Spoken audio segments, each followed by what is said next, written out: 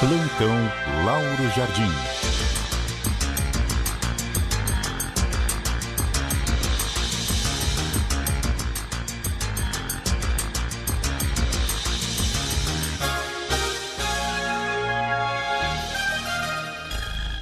Muito bom dia para você, Lauro Jardim. Bom dia, Milton. Bom dia, Cássia. Bom dia, ouvintes. Bom dia, Lauro. Lauro, logo depois das 7 da manhã, nós trouxemos aqui os principais números de mais esta rodada da pesquisa Genial Quest, tanto sobre a aprovação de governo como na corrida eleitoral, e mostrando uma vantagem do presidente Lula na disputa direta com Flávio Bolsonaro, seja em primeiro e segundo turno. Claramente aí o impacto dos fatos políticos que nós tivemos no último mês, né? Pois é, Milton.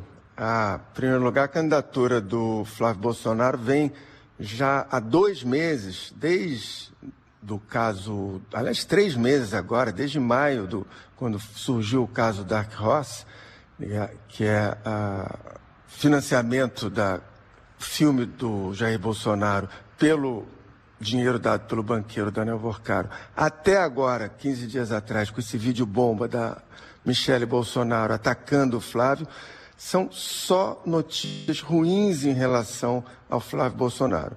Agora, Milton, a pesquisa Genial Quest de hoje, ela não trouxe nenhuma mudança impactante em relação à pesquisa do mês passado, mas ela tem sim algumas mudanças mais sutis que valem a pena serem detalhadas aqui. Sobretudo agora que a gente está apenas a 81 dias das eleições. Antes de mais nada, praticamente todas essas mudanças que ocorreram e que foram mostradas na pesquisa de hoje, elas foram positivas para o Lula, quase nenhuma foi positiva para o Flávio Bolsonaro. Seja na aprovação do Lula, seja na avaliação do governo dele, que nesses 2 pontos, apresentaram uma ligeira melhora, seja nos números da corrida eleitoral, em que também o Lula melhorou, seja também na rejeição dele, que caiu, ou também em outros tópicos da pesquisa, como na parte da Quest, que pergunta sobre assuntos de economia. Agora, deixa eu começar aqui por essa pesquisa de intenção de votos, Milton. O Lula passou de 39% para 40% e o Flávio Bolsonaro caiu de 29% para 28% no primeiro turno.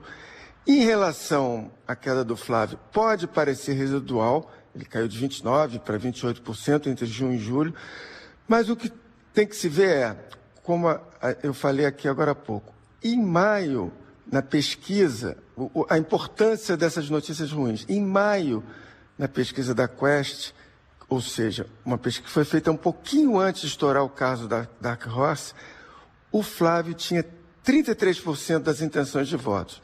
Então é o seguinte, entre maio e julho, ele caiu de 33% para 28%. Não é pouca coisa. Aliás, talvez a única notícia boa que essa notícia, Milton e Cássio, que essa pesquisa, Milton e Cássio, trouxe para o Flávio Bolsonaro foi reafirmar que, apesar de alguns furos no casco da candidatura dele, ele segue sem qualquer risco de ser ameaçado pelos outros candidatos da direita. Nem o Caiado, nem o Romeu Zema, nem o Renan Santos, nenhum desses conseguiu qualquer resultado relevante agora. Todos eles ficam ali entre 2%, 4%, sem qualquer mexida no ponteiro em relação ao mês passado, à pesquisa do mês passado. No segundo turno, o Lula abriu 8 pontos percentuais de vantagem sobre o Flávio Bolsonaro. Ele tem agora 45% contra 37%. E, embora a mexida entre o mês passado e esse mês de agora tenha sido pequena, novamente, quando a gente olha um pouco mais para trás, abre um pouco mais a visão, a gente vê que a melhora do Lula é evidente. Por exemplo, em maio, o Flávio Bolsonaro, segundo a Quest, ganhava numericamente do Lula no segundo turno por 42% a 40%. E agora o Lula está 45% a 37%. Tudo isso é, como eu disse aqui, o resultado dessa série de desgastes que atingiram a candidatura do Flávio. E o vídeo, aliás, da Michele Bolsonaro, segundo a pesquisa Quest de hoje, impactou bastante o Flávio Bolsonaro. E como não há qualquer sinal de que a paz vai ser selada entre ela e ele, esse é um problema que ainda vai incomodá-lo ainda bastante tempo, vai perturbar a candidatura bastante tempo dele. Outro ponto, Milton e Cássia, que tem que ser ressaltado agora que a gente está a 81 dias da eleição, é a definição de voto do brasileiro. Em março, 56% dos entrevistados diziam que já haviam definido em quem votar, que não iam mudar o voto. Agora esse percentual subiu para 65%, sendo que entre os que se definiram pelo Lula, 77% dizem que vão manter o voto nele. Em relação ao Flávio, apenas 62% dizem que definiram o voto por ele e não mudam mais. 4 meses atrás, esse percentual de votos definidos para o Flávio era de 70%. Então, faltam pouco menos de 3 meses para as eleições e o cenário, a gente nunca deve deixar de repetir isso, ainda pode mudar muito.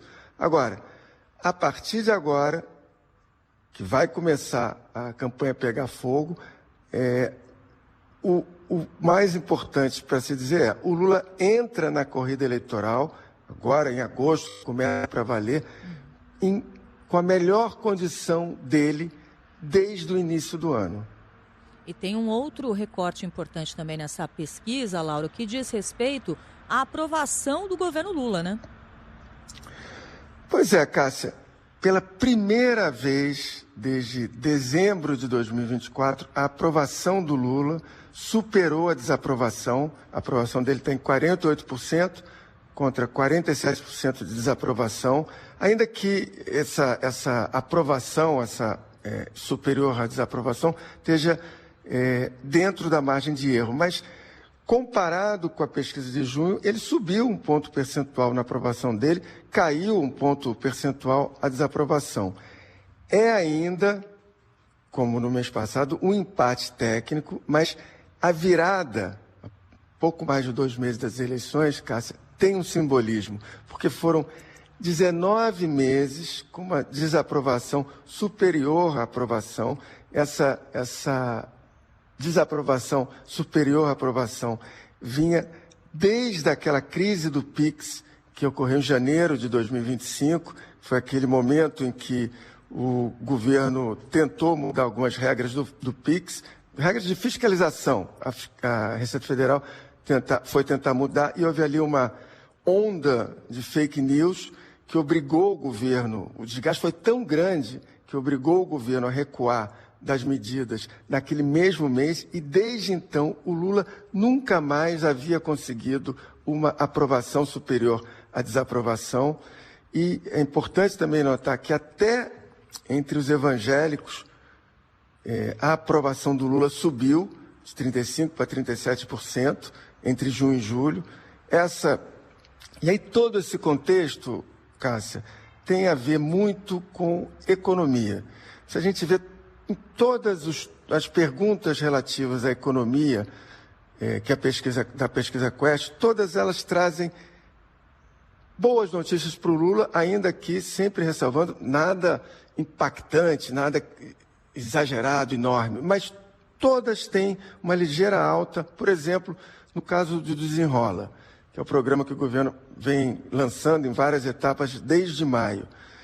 Embora 88% dos entrevistados digam que eles próprios não foram beneficiados, entre os 12% que foram beneficiados, 1/3, 35%, dizem que a renda deles aumentou significativamente.